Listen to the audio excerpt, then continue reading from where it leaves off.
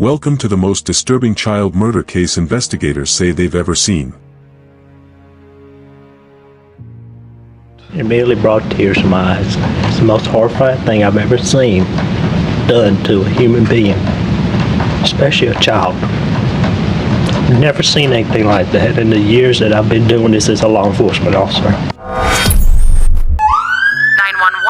what is your emergency? A man's voice, nervous, rushed, breathless, crackles through the call. She's not breathing. I think she fell off the bed. But the child he carried wasn't just unconscious. She was cold, bruised, barely clinging to life. That child was 4-year-old Tegan Skiba. And the man who brought her in, he wasn't her father. He wasn't even supposed to be alone with her. But now, he was the only one standing between Tegan and the truth. A truth so twisted, it forced seasoned detectives to step outside for air.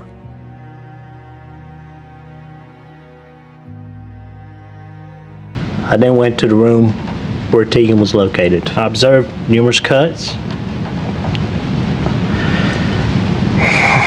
I just couldn't bear to look at it anymore, and I asked him to stop.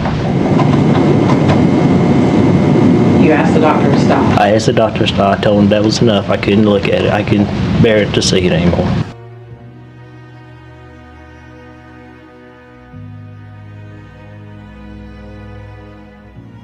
It immediately brought tears to my eyes. It's the most horrifying thing I've ever seen done to a human being, especially a child. I've never seen anything like that in the years that I've been doing this as a law enforcement officer. During the break, Jonathan Richardson, accused of torturing and murdering the child, often smiles. When the jurors returned, Da Silva says Richardson made a curious remark after his arrest. "What are y'all going to do? Tie me down and cut me up?" He just looked right straight at me and just had like a slight little grin on his face. Before we go any further, subscribe to help us reach our first 1,000 subscribers. Like, share, and drop your thoughts in the comments below. Because what you're about to hear, you won't forget. And maybe, just maybe, you'll help someone else see the signs before it's too late. Jonathan Richardson walked into a North Carolina hospital, holding the limp body of a child covered in bandages. He claimed she hit her head. He said she slipped. He mumbled something about a bed. But when the ER team pulled back the sheets, they saw something no fall could explain. Bite marks, rope burns, lacerations, fresh wounds layered over old scars. Dozens of them. And one haunting question began to take shape. Who was hurting Tegan Skiba? And why didn't anyone stop it? Over the next few hours, hospital staff would fight to keep her alive. Detectives would rush to find answers. And what they would uncover wasn't just abuse. It was calculated torture. In a barn. In the dead of summer. With no running water. No bed. No humanity. But here's the part no one could explain. Where was Tegan's mother? Why did she leave her child with a man she barely knew? And what was really happening inside that barn? This case would leave a community shaken. Veteran officers disturbed. And a jury frozen by what they were forced to watch in court. Stay with us. Because this isn't just a story about a little girl's murder. It's a case that exposes the cracks in trust, in judgment, and in the system that was supposed to protect her. And as you'll soon find out, the worst part wasn't the violence. It was how long it lasted. And how easily it was hidden. The clock is ticking. The barn is silent. And a 4-year-old is fighting for her life.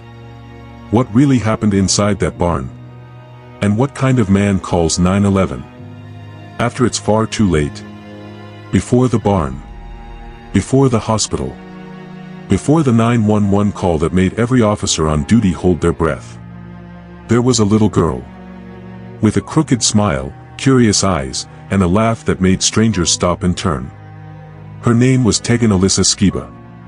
She was 4. And she was the kind of child who made you believe the world could still be good. She loved books. She loved music. She loved the color pink. And she trusted everyone. Especially the people she shouldn't have.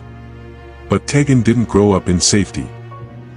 She grew up in instability. Her early life was a revolving door. Homes that never stayed hers for long, faces that changed, promises that faded. There were no bedtime stories. No safe routines. No father figure she could count on. And a mother who, despite her intentions, was spiraling into her own chaos. Helen Reyes. Tegan's mother. A woman whose life had become a string of unstable relationships, emotional setbacks, and questionable choices. She wasn't malicious. But she was reckless. And that recklessness would become fatal. She didn't have a village. She didn't have a plan. What she had was a decision. One that would change everything. She was starting a new job, a job that required training out of town. And for those 10 days, she needed someone to care for Tegan. So she turned to Jonathan Richardson. A man she'd only been seeing for a few months. A man with no experience raising children. A man she didn't fully know. But she left her daughter with him anyway. No legal paperwork. No check-ins. No emergency contacts. Just a verbal agreement. And the blind hope that things would be fine. Tegan didn't cry when her mother left. She waved. She smiled. And she stepped inside that barn without knowing she'd never come out alive. And here's where the question starts to haunt us. Why did Helen trust him? What did she think was happening in that barn? And how much of Tegan's final days did she truly understand? Because while Tegan played on the dirt floor and slept alone in the dark, Helen was gone. Miles away. Unreachable. And Richardson? He was just getting started. Those who knew Tegan described her as gentle. Eager to please. The kind of child who tried to fix problems she didn't create. She drew pictures of hearts. Told strangers, "I love you."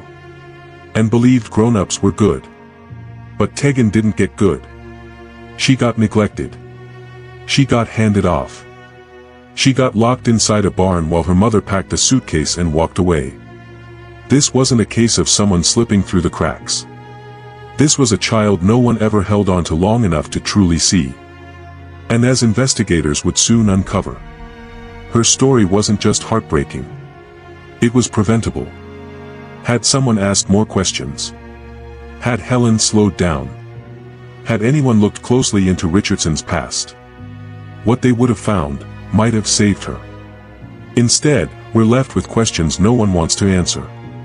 What drives a mother to leave her child with someone she barely knows? And how do you forgive yourself when you realize you were the one who opened the door to the monster? Tegan didn't ask to be born into chaos. She didn't deserve to become a cautionary tale. And yet, here we are. A child who should have been at a birthday party ended up on a steel table, covered in scars, fighting for her life. And as we dive deeper into this story, you'll see that Tegan's death wasn't sudden. It was slow, calculated, and it happened in silence, while the world kept turning. So ask yourself, what was really happening inside that barn? And how long was Tegan screaming before anyone heard her? Stay with us, because we're about to take you to the inside the barn, where the truth can no longer hide. It looked like nothing from the outside. Just an old shed tucked behind a trailer. Peeling paint, rust creeping down the hinges. A place people pass without a second glance. But inside was something else entirely. No windows. No insulation. No bed. No warmth. Just a concrete floor. A bare light bulb overhead. And in the corner, a dirty mattress. This is where Tegan Skiba spent the final 10 days of her life. Alone. Trapped. And tortured. She wasn't allowed inside the house. Richardson kept her locked in the barn. Chained, beaten, silenced. She had no toys. No blankets. No food, unless he decided she'd earned it. And according to his journal, sometimes she hadn't. This wasn't discipline. It wasn't neglect. It was something far worse. Investigators later pieced together the timeline. And what they uncovered made even seasoned detectives leave the room. Day 1. She arrives with a bag of clothes. By nightfall, she's stripped and made to sleep on the floor. Day 2. She wets herself. He writes it down. Punishes her with a belt. Day 3. She begs for food. He gives her vinegar. Then beats her for crying. Day 4. He bites her. Dozens of times. Not out of rage, but control. Doctors would later count over 60 bite marks on her body. Some fresh. Some healing. Which meant they weren't an isolated act. They were a pattern. Day 5. Her hands are tied with electrical cord. Her wrists, deeply bruised. She can't lift her arms. She stops speaking. Day 6. Head trauma. Multiple impacts. Her skull begins to swell. Day 7. Sexual assault. The details are too graphic to share. But the injuries were undeniable. Day 8. Starvation. Dehydration. She collapses. Can't stand. Loses control of her bladder. And yet, no one hears her. No neighbors call. No family visits. No one asks where Tegan is. Day 9. She starts convulsing. Bleeding from her nose. Her body is failing. And Jonathan? He waits. He doesn't call for help. He doesn't panic. He watches. Only when she stops responding altogether does he finally put her in the car, drive her to the hospital, and tell the ER staff. She fell off the bed. The doctors took one look and knew. They'd seen abuse before. Broken bones. Bruises. But nothing like this. The nurse who cleaned her wounds wept in the hallway. A detective who arrived at the hospital later said, "I've worked homicide. I've seen terrible things. But this didn't just feel evil. It felt calculated. There was no outburst of rage. No one-time mistake. This was methodical. Cold. And it didn't happen over minutes. It happened over days." And here's the part that keeps investigators awake at night. Why? Why would someone do this to a child who'd never harmed anyone? Was it power? Control? Or something even darker? Jonathan Richardson wasn't impulsive. He was quiet. Polite, even. In his interrogation, he barely blinked. Showed no remorse. No grief. No urgency. He spoke like a man who didn't think anything was wrong. As if keeping a 4-year-old girl locked in a barn was just another Tuesday. But what investigators would discover later, from his journals, his computer, and his own confessions, would lead them to a terrifying realization. Tegan wasn't the result of a sudden outburst. She was the victim of a test. A test of how far someone could go before the world noticed. And for 10 long days, no one did. So the question we asked earlier still hangs in the air. What was really happening inside that barn? And how long had Richardson been preparing for something like this? Let's go beyond the barn, into the twisted mind of the man who built it. And we ask the question no one wants to hear. Was Tegan the only one? Long before the barn. Long before Tegan. There was Jonathan Richardson. He didn't burst into this world as a monster. He grew into one, quietly. Born into chaos. Neglect was the norm. Violence, routine. And as he grew, so did the darkness. He bounced between unstable homes. Father in prison. Mother distant. By 13, he'd already been expelled for assaulting a teacher. By 15, he stopped speaking in full sentences. By 17, he had no address, no school, no future. He called it discipline. Others called it control. But when you peeled back the layers, what you saw was a young man raised without safety, and determined to recreate that emptiness in others. At 21, he lived in isolation. A barn behind a family member's home. No job. No license. No plans. Just journals. And a strict code he believed in. Obedience. Silence. Punishment.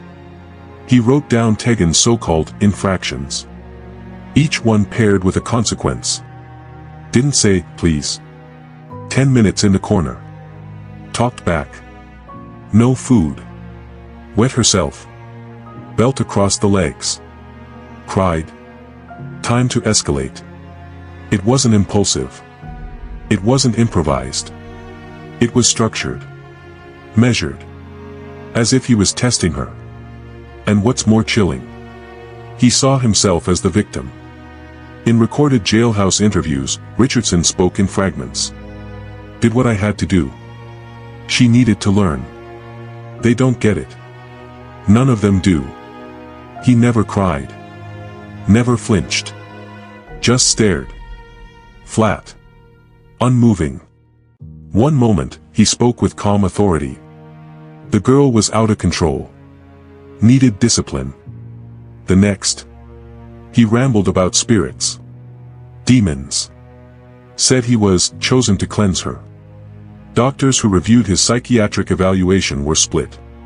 Some said he had untreated schizophrenia. Others, they saw something far more deliberate. He knew what he was doing. He just didn't care.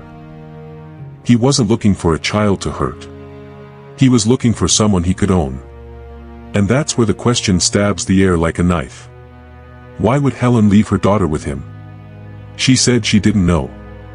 Said he seemed quiet. Said he promised to care for Tegan while she was away at military training. A few days, that's all. But in hindsight, the signs were everywhere. Richardson wouldn't let Helen discipline Tegan. He told her she was too soft.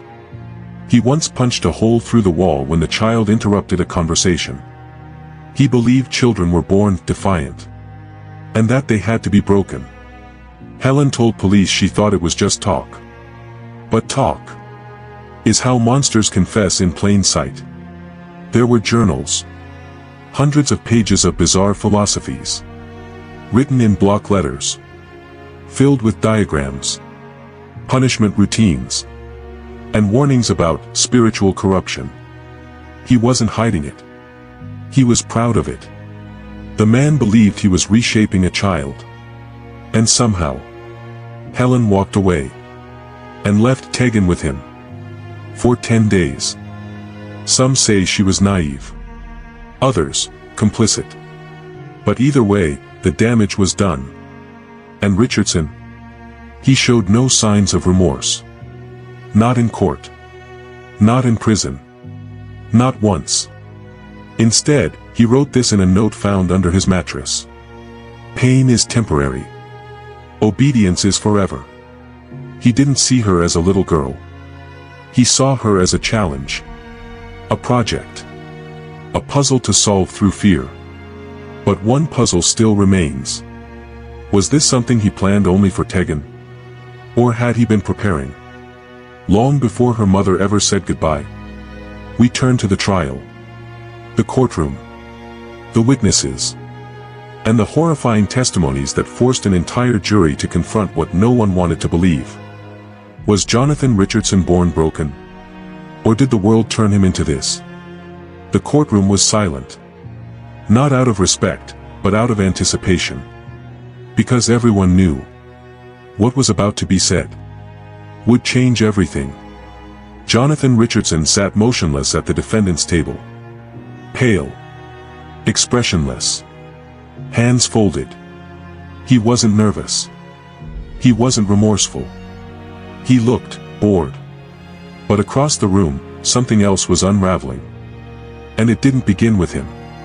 It began with her. Helen Reyes. For weeks, the prosecution had carefully peeled back the layers.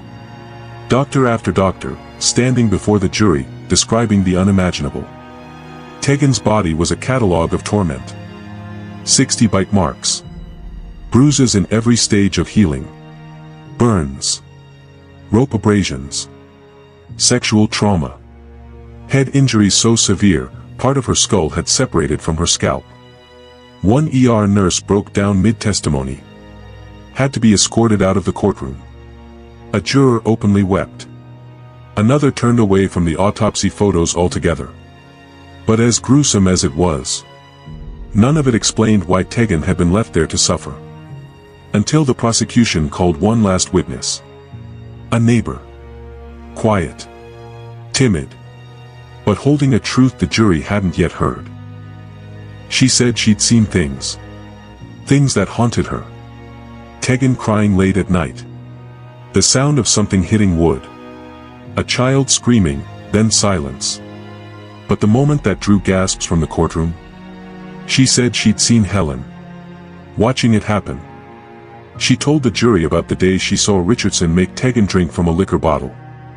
And Helen did nothing. She described hearing the slaps. Watching from her porch as Helen stood outside the barn, arms crossed, eyes blank. Then came the real fracture point. The prosecution presented a text message.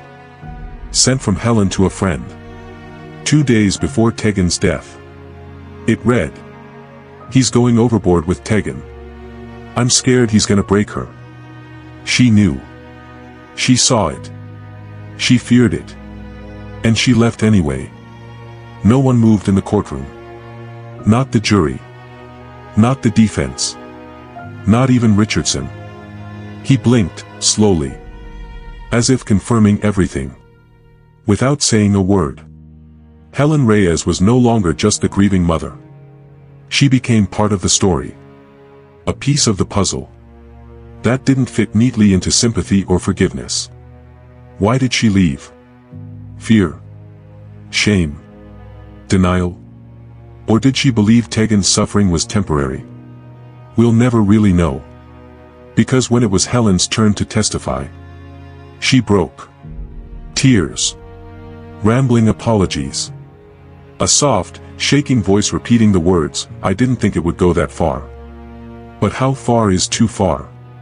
When you've already handed your child over to a man who whips her for spilling juice. The final day of trial was a slow, dragging storm. The medical examiner described the fatal blow. A skull fracture likely caused by blunt force. Not once, but twice. He said Tegan had survived it for hours. Possibly a day. In pain. In darkness. Until her body simply gave up. And the jurors? One covered her mouth. Another clenched his jaw so hard, he left teeth marks in his own hand. One woman asked to be excused before the verdict was even read. And then, the moment. A single piece of paper, handed to the judge. Death. The jury's unanimous decision. Jonathan Richardson would be sentenced to death. A slow pause filled the room. All eyes turned to him. And he didn't flinch. Didn't blink. Didn't cry. He simply looked ahead. As if the verdict didn't concern him. As if he was still in that barn. Still in control. Helen was escorted out of the courtroom in handcuffs. Charged with felony child abuse and neglect. She sobbed uncontrollably. Whispered, "I'm sorry," under her breath. But by then, it was far too late. And the question that no sentence could answer still hung in the air. What if she'd stayed? What if she'd taken Tegan back that same day? Would we still be telling this story? We step away from the courtroom. And into the community that watched this tragedy unfold. Because even years later, some scars never really fade. It's been years since that summer. But if you stand quietly outside the edge of Smithfield, North Carolina, you might still hear it. The low hum of grief. The echo of a name no one can say without pausing. Tegan. There's a small cross standing near the field behind the barn. Pink paint chipped by rain. Faded teddy bears tucked at its base. Plastic flowers. One worn-out ribbon that flutters whenever the wind remembers. It's not much. But for many, it's all that's left. No playground laughter. No birthday candles. No second chance. Just a little girl beneath the soil. And a town grappling with a question that will never sit right. How did this happen? Helen Reyes is serving her sentence now. 17 years. A deal struck with prosecutors. Some say she got off light. Others say she's already living her punishment. That prison bars are nothing compared to what lives in her mind. But when you leave your child with a man like Richardson, can remorse ever be enough? She writes letters from prison. Long, spiraling pages. Prayers. Apologies. Regrets stitched together with phrases like, "I didn't know," and "I thought she was okay." But every line leads back to the same unspoken truth. She saw. She heard. She left anyway. And the system? It failed too. Child Protective Services had no file on Tegan. No alerts. No reports. No one ever knocked on that barn door. Not once. Despite signs. Despite screams. Despite neighbors who noticed. But never picked up the phone. There's blame to go around. But what lingers deeper is guilt. A deputy who responded to the 911 call still refuses to talk about what he saw. One detective moved out of state. The lead investigator. The one who stood at Tegan's bedside as machines beeped and her body shut down. He still wakes up at 3 a.m. certain he missed something. But the truth is, Tegan didn't just fall through the cracks. She was shoved. By indifference. By denial. By people who looked the other way because it was easier. Then asking hard questions. And in the center of it all, a man who shouldn't have been trusted with a goldfish, let alone a human life. Psychologists who studied Jonathan Richardson say his profile was extreme. High narcissism. Aggression masked as discipline. A hatred for vulnerability. He targeted Tegan. Because she couldn't fight back. Because pain gave him control. And no one ever told him, stop. Until it was too late. But he didn't act alone. Every silence was a helping hand. Every adult who said, "It's not my place. It's just a rough patch. She'll be fine." They weren't holding the weapons. But they handed them over. And still, we're left wondering, what would have changed if just one person had spoken up? One teacher. One neighbor. One stranger. Because Tegan's screams were never too quiet.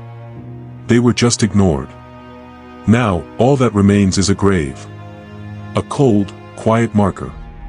Where a childhood ended before it even began. And a warning. One that shouldn't fade with time. If you suspect abuse, say something. Don't wait. Don't hesitate. Don't assume someone else will. Tegan didn't get a second chance. But maybe someone else can. Maybe, if we listen a little harder. If we stop brushing past the uneasy feelings. If we trust our instincts instead of burying them. We'll catch the next child. Before they vanish into the hands of someone like him. Because this wasn't just a tragedy. It was a mirror. And we all have to look in it. The question still hangs in the air. Unanswered. And waiting. How does a 4-year-old disappear into a prison of pain? With everyone watching. And how many more are out there? Right now. Waiting. For someone to notice. What do you think about this story? Please share your thoughts in the comments, and don't forget to subscribe to complete 1,000 subscribers. Thank you.